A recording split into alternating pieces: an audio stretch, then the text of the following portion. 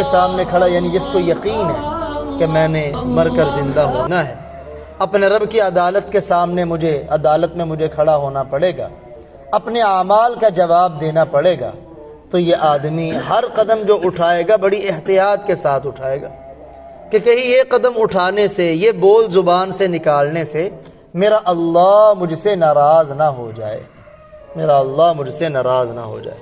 اور یاد رکھیں، جس بندے کو خوف خداوندی کی نعمت مل گئی، خوف خداوندی کی نعمت مل گئی، یہ اس کے جنتی ہونے کی علامت ہے۔ چنانچہ جنتی ہونے کی دو ہی نشانیاں ذکر کی گئی ہیں قرآن پاک میں، دو کام آپ کر لو جنت تمہاری۔ وَأَمَّا مَنْ خَافَ مَقَامَ رَبِّهِ وَنَهَى النَّفْسَ عَنِ الْهَوَىٰ فَإِنَّ الْجَنَّةَ هِيَ الْمَأْوَىٰ۔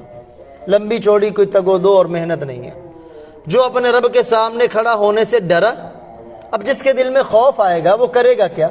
وَنَهَى النَّفْسَ عَنِ الْهَوَىٰ، وہ اپنے نفس کو اس کی خواہشات سے روکے گا۔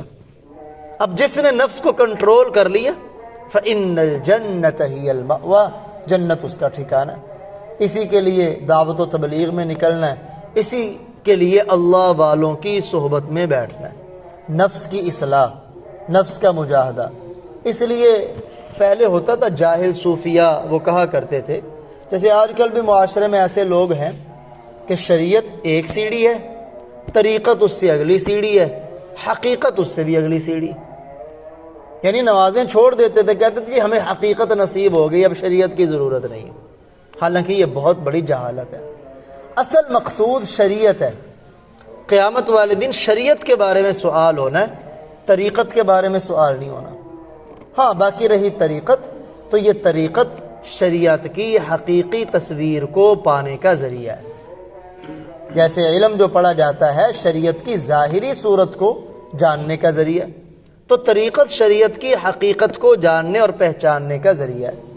لیکن جب بندہ شریعت کی حقیقت تک پہنچتا ہے تو وہاں طریقت پھر نظر نہیں آتی، وہ شریعت ہی اصل ہو جاتی ہے۔